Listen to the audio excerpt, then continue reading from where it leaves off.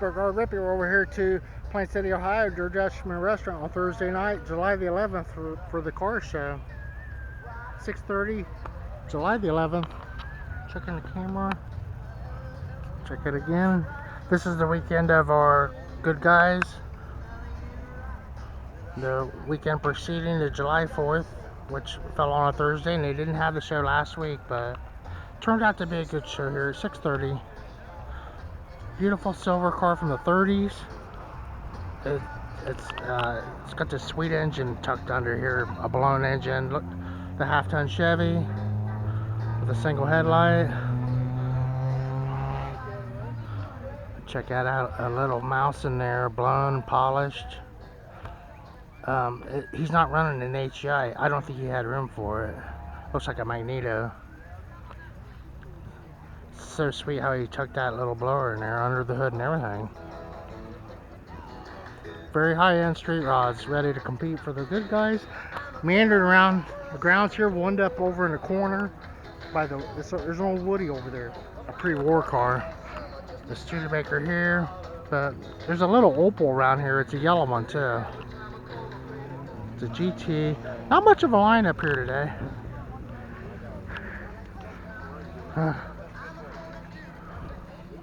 Here it is, the 72 Opal GT, parked by a TR Trumpet. Everyone's looking at this guy. So cute. I want to walk around the back. It was big, pop-up headlights. The aluminum valve cover from the factory. Sweet little engine. They mounted a battery up yonder, and it has the IG tag still on it. The wooden wheel.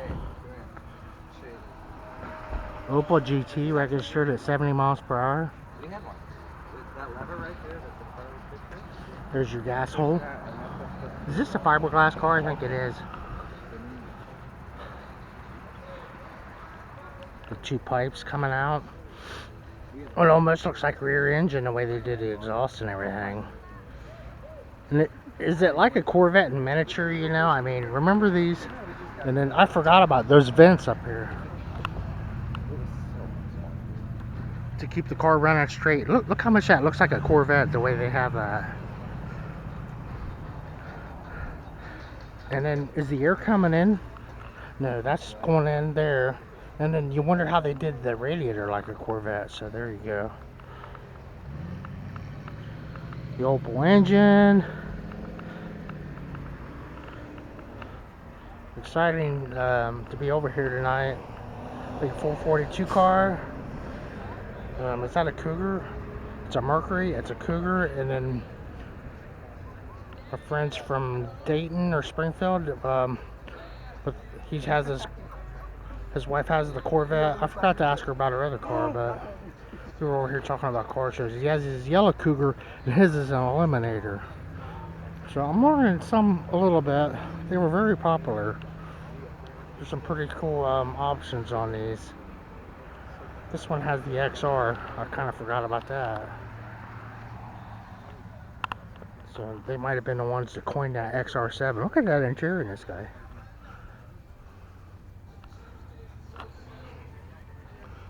Is my watch working? It didn't look like I could move. There's a 390 car here. Yeah, YouTube's got it where I can just block that music out if it gets blocked. So this car looks very long and then narrow.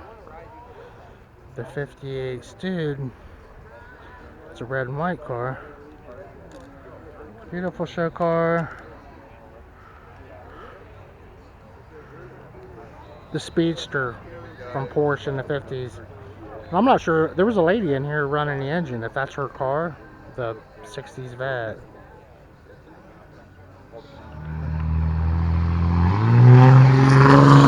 It's a pretty clean pickup here. It's STX.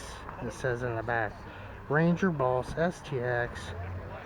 Maybe one of the last to come off the line, you think? What's he running in this one? 351. He bought this car brand new in high school.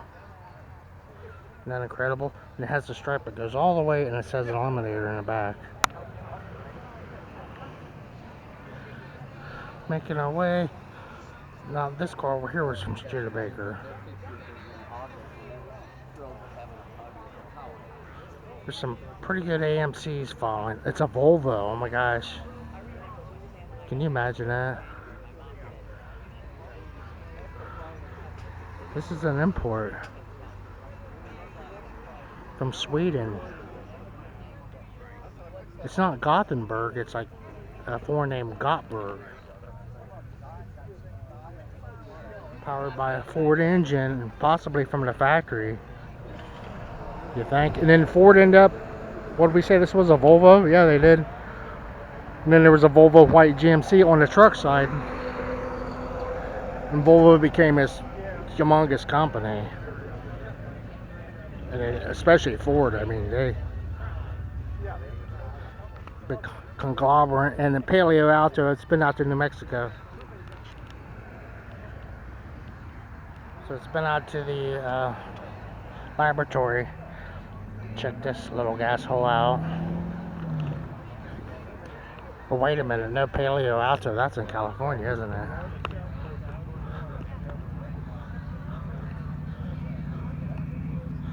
A little hot for my brain to be working, and I come here just to unwind. Beautiful parade car there, big two-door Chevy in black from the 70s, possible Caprice, has a dual exhaust, parked by a Buick Skylark, another parade car. Trucks, a panel.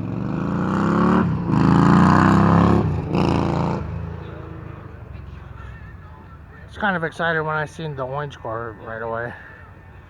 No Camino, a big lead sled there. Beautiful T-Bird. Seems like I'm probably missing some over there. And there was this beautiful half-ton Ford over here. And there were two of these parked together at one time. The AMC Club is getting together. They have a pretty good corner, so maybe I won't end up at that one. I still have time. Check out the woodie, it was so beautiful. Parked it out on the corner for everybody. Big, nice original car from '47, so it's after war. They were still using the dies from the war. It's got that straight 8 engine in there. And I would imagine this is completely restored, but I could be wrong. Here's a finger joint. I mean, the patina is pretty impressive.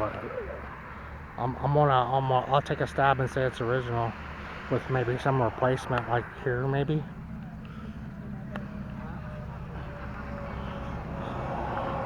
So they made those cars, those minis like that up into the 90s. Or at least 1990 anyway. I talked to a guy that bought one new, but that's a different one. But I've talked to him before. He's bought that one new. I'm thinking.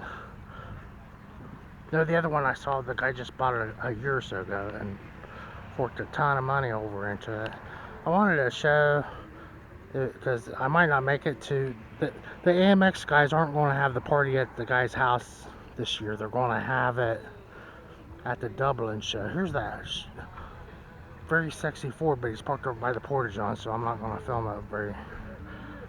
That's enough right there.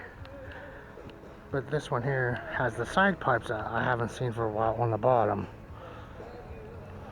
That was their race car. And then this one's a very good example of the family car, or the lady your art teacher drove out to the school, you know, the cool mom's car. But this was the race car here, the muscle car, and then the mom hauler. And he has the side pipes that are hidden in there from the factory, man.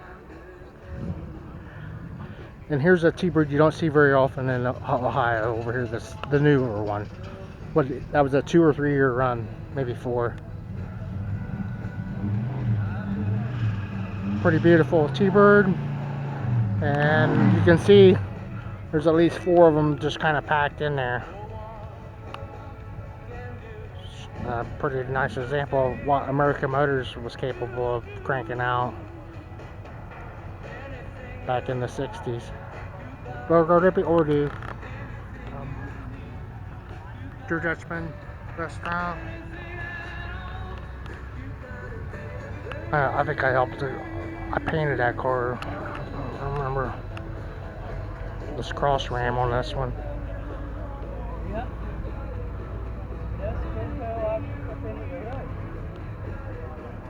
Pretty fast. It looks like they traded them in. So much hard work put into these cars. It's incredible. We're Thursday night. Thanks again. July the 11th.